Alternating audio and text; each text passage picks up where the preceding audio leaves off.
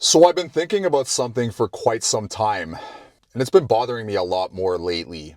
And I believe it's something that will ultimately lead to our collapse as a society, and that's the rise of anti-intellectualism.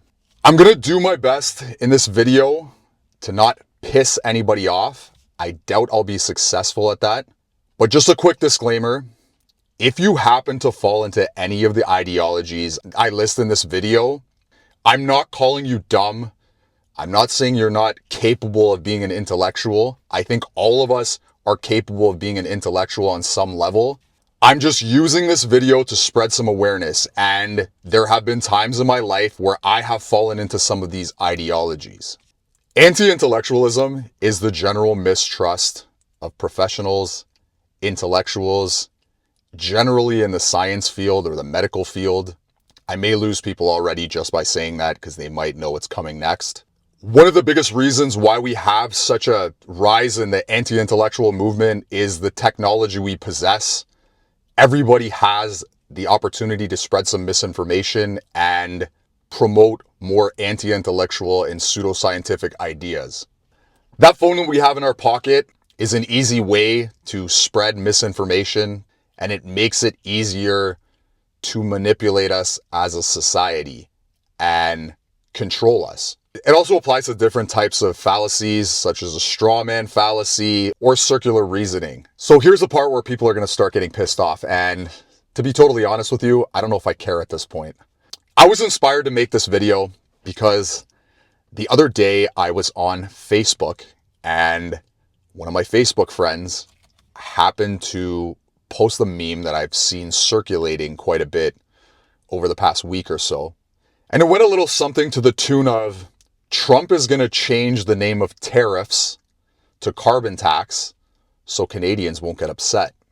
And I know by saying Trump, I'm going to piss some people off because he's your Lord and Savior and he's putting on the armor of Christ to fight Satan. I asked this person if they know any Canadian that actually likes carbon tax. And he responded that he doesn't actually know any Canadian that likes carbon tax. Then he proceeded to tell me that the reason why he posted this particular meme is because people were comparing Donald Trump to a particular fascist dictator. And this is what you would call a straw man fallacy. It's when you basically pigeonhole someone into another argument in order to discredit them, instead of actually contending with the original argument.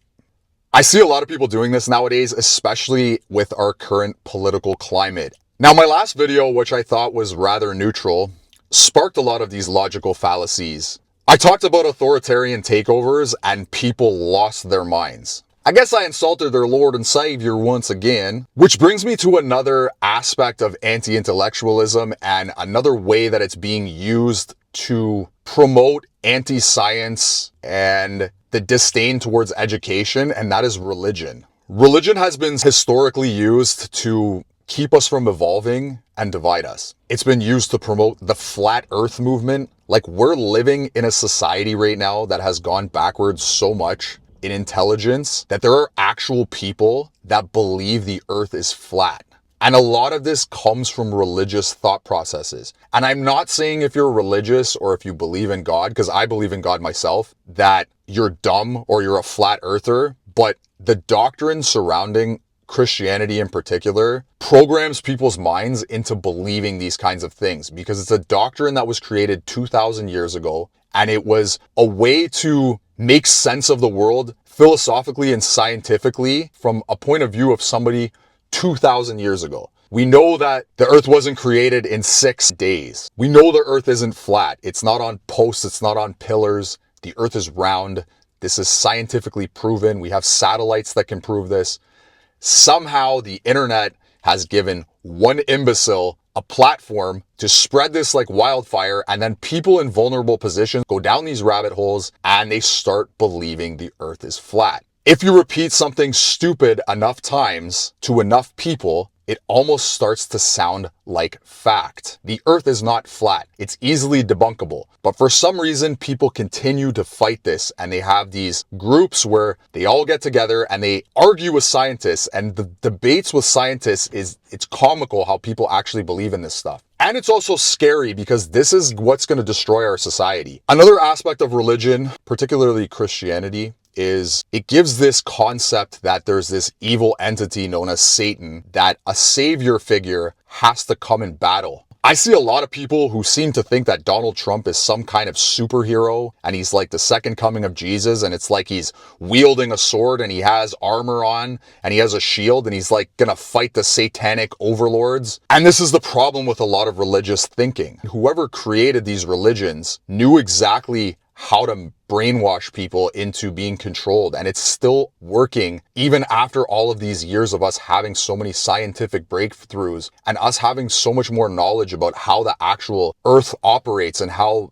the laws of physics operate and how the universe operates. But people are still stuck in the Stone Ages believing in this stuff. And a lot of this has to do with the fear of death. If you challenge someone's religious views, if you challenge religion, people will attack you because they think you're attacking something very pure. And the thing is, there's nothing wrong with being religious per se. If you're using it for good things, there's nothing wrong with that. But I don't think religion historically has been used to do good things for our society. And it has definitely been a stumbling block in our evolution. I think it was Friedrich Nietzsche that first brought this up, that Christianity is keeping us down. It's like an invisible hand that keeps us down as a people. It was used, especially during this second time that the US president was voted in. A lot of religious people thought he was like God's president. If you look at what's going on in society, if you look at what's happening over there and the way he represents himself, there's nothing godly about him. There's nothing Christ-like about Donald Trump. Jesus Christ would not have done any of the things that any of these politicians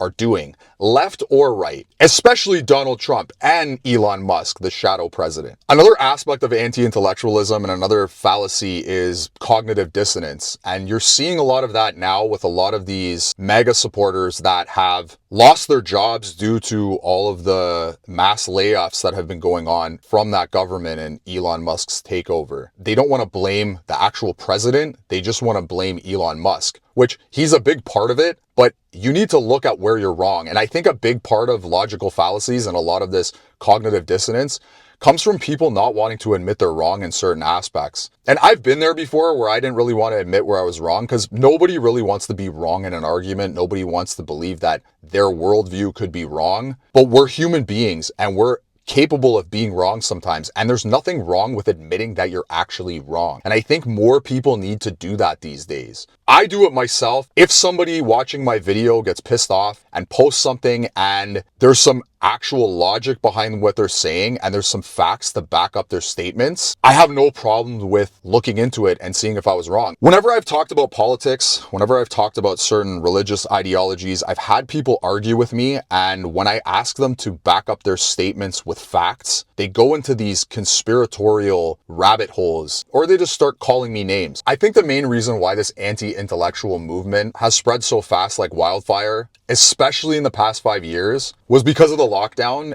and because of social media. Certain influencers and certain podcasters and certain celebrities, they came forward during that lockdown and started promoting a lot of anti-science during that time. And the way the government dealt with what was going on, a lot of people had an issue with it, and it didn't seem logical to a normal person. But at the end of the day, science is science. If a doctor goes to school for many years, we need to put some trust in doctors. And we're out of this lockdown period. We're in another time right now. We've got another crisis we're facing, which is the economic crisis, which is what's going on in the governments and these trade wars. But people are still going back to these old arguments in order to illustrate their points, which at this point you're beating a dead horse. Like, we're past that now. We have new issues to deal with, and we need to think forward. Living in the past, thinking about what happened 5 years ago, all of us were affected negatively. I was in the hospital for 8 days during that time, and it was really difficult because I wasn't even allowed to go out for a breath of fresh air during this time. And it was brutal. I still believe in science. I still believe in doctors, because at the end of the day, they know more than me or you about any of this stuff. For some reason, all of a sudden, everybody's an expert on medication and vaccinations, and now there's an anti-vax movement, and there's an actual outbreak of measles. We have a vaccine for measles. We've gone back so far that diseases that we already had vaccinations for are starting to come back, and people are getting sick. Regardless if you have an opinion on it, your opinions aren't facts. You're not a scientist, you're not a doctor. These professionals went to school for many years. If there's a vaccine for a virus and that virus no longer affects us on the scale that it used to affect us, that vaccine was effective. We need to put trust in these professionals. You know, I own a landscape construction company, and if I hire a carpenter that builds fences, I'm not going to question what nails he uses. I'm not going to question his methods of building this fence. I'm going to know that he had referrals. I've seen his previous work, and I trust that he's a professional, and I know the job's going to get done right. That's very similar to doctors, except doctors are on a much higher level than that because they go through extensive amounts of schooling and they have to pass tests and they have to spend time in the field, and they specialize in certain areas that they've been focusing on for so many years, and we need to put trust into them because at the end of the day, they know more than us. Just because you have an opinion on social media, that doesn't make you a professional. A podcaster's opinion on the transmission of diseases does not make him a professional either. This is a huge problem in society. A virus could literally wipe out our entire planet. And I think that this anti-vaccination movement is one of the most dangerous aspects of anti-intellectualism. It's causing people to get sick that wouldn't have gotten sick previously. There's a lot of religious indoctrination involved in not getting vaccinated. There's a lot of stuff going on with the current governments where officials are coming out and speaking out against vaccinations. And at the end of the day, who stands to benefit from us knowing less? Politicians, religious institutions, and corporations. They're profiting off of people spreading this type of information, which leads me to the conclusion that a lot of these influencers, a lot of these podcasters, they're spreading this information because they're profiting off of it. They're being paid to send out certain messages. There's bots online that are propaganda mills. They're posting a bunch of stuff that is inaccurate, and people, I think, are just too tired, too lazy, too distracted. They got too much going on in their lives. They're angry at a certain group of people. They're angry at their life. They're angry at what's going on in their life, and they see something that confirms their bias. And what happens is they spread it to one person, that person spreads it to another person, and then it goes viral. And then we end up in a situation where there's outbreaks of viruses that we already have vaccines for. I know this is going to piss some people off, but I'm going to say it anyways. There was a movie that came out almost 20 years ago now. Luke Wilson and Maya Rudolph went into a time capsule and woke up 500 years later. Instead of our society progressing and us getting more intelligent, everybody went backwards in their intellect. Everybody was pretty much an idiot at that point. And that's why they called the movie Idiocracy. We're not there yet, but if this continues the way it's going, we are going to end up like that as a society. We're going to end up getting exponentially dumber. I have an optimism that human beings are capable of becoming intellectual and becoming more well-informed if they're willing to put in the work, if they're willing to break through some of these indoctrinations, some of the dogma that they've grown up with, and if they're able to kind of separate and be individuals and think for themselves. And that's why I'm posting this on this channel, because this is a skeptic channel at the end of the day. I hope that when someone's watching one of my videos, they gain some insight and they might start using their critical thinking. We need critical thinking nowadays more than ever. And this is a big problem with our society, is people don't think critically. They just follow whatever the person next to them says, and they don't think for themselves. The unfortunate thing about making a video like this is the people that it's more geared towards are going to take it as an insult. And I guess in some ways it is offensive. And if you get offended by it, that might actually be a good thing. I've had times where I was offended. I went back home. I took a good look in the mirror and I assessed what I was thinking and what I was saying, and I realized I was wrong a lot of the time. And that's what made me draw a lot of these conclusions and realize what's wrong with our actual society. As I'm getting older, I lose a lot of my faith in humanity. I get really disappointed in the stuff that I see, especially when I'm on the internet. I'm hoping that a lot of the trolls I see online, a lot of the people that I'm seeing online promoting their ideas that are dangerous, I'm hoping that that's not a reflection of the majority of society, but it's really hard to not think that. I think that we have fallen as a society. Our morals are going down the drain. People are not thinking critically. And the organizations that are benefiting from this the most are the ones that are getting exponentially richer while we're getting exponentially poorer. I made this video because I still have some optimism that there will be a person on the other end that's watching this video that might be impressionable or might be capable of looking at some of the things that they're thinking are wrong. They're able to reason and break free of this cognitive dissonance, this confirmation bias. I've realized that when I'm making these videos, as neutral as I try to make the video, I'm going to end up becoming polarizing because I'm actually talking about stuff that has validity and I'm trying to get to the truth of things. And whenever you try to get to the truth of what's actually going on and you try to be as objective as possible, people are going to get emotional about it. People get emotional about these leaders. People get super emotional about Donald Trump. I'm not really sure why. I don't really think he cares about you at all per se. When you're rushing to his rescue, I don't think he cares. He's already gotten your vote. He doesn't care at this point. Same thing with people like certain influencers out there that have been charged with a bunch of these criminal offenses. In my last video, I talked about how a certain influencer was not a good influence on young men and middle-aged men and how he has helped radicalize a lot of these younger people. He promotes misogyny, among a bunch of other things. And somebody came on my video and was like attacking me and insulting me in order to get a reaction because I guess I offended the person he idolizes. And this is also another form of anti-intellectualism. Like, we should be getting to a point where if something's dangerous and something is causing problems in our society and promoting these dangerous ideas, people shouldn't be getting behind it. And the fact that we're in this type of society where people are getting behind these dangerous ideas and fighting anybody who challenges them, that's a scary place to be. As a business owner, I believe in having solutions to things. And as much as I don't have a direct solution to this, I think one of the best ways for us to combat this anti-intellectual movement, to combat the misinformation, is doing things like this. Using your platform to promote actual facts, even if it loses you popularity. Because at the end of the day, these videos don't gain me any more popularity. I've had friends block me off of Facebook. I've had friends attack me. I've had friends that don't talk to me anymore because of my opinion on things and because of the facts that I'm stating in the videos. I think we should be getting to a point where we can have a conversation, especially with people that disagree with me.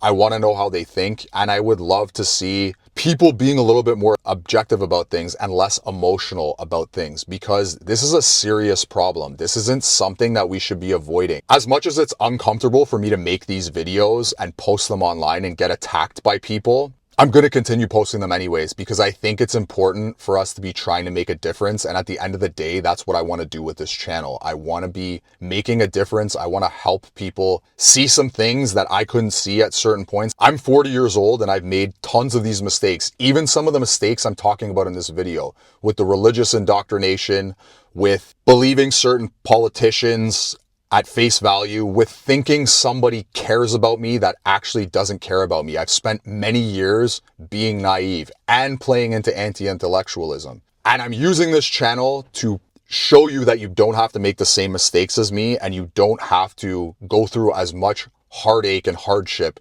in order to draw the conclusions that I've drawn over the past 40 years. I welcome anybody who has any arguments against what I'm saying. That being said, do your best to refrain from using certain terms. And I don't even really know which ones these are because YouTube silenced a lot of the comments in my last video. I'm not really sure how this works, but that's just what happened. If you can like and subscribe to this video, it helps me with the algorithm and it helps me reach more people with this message. Have a good morning, have a good afternoon, have a good evening. Stay skeptical. See you in the next video. I'm out.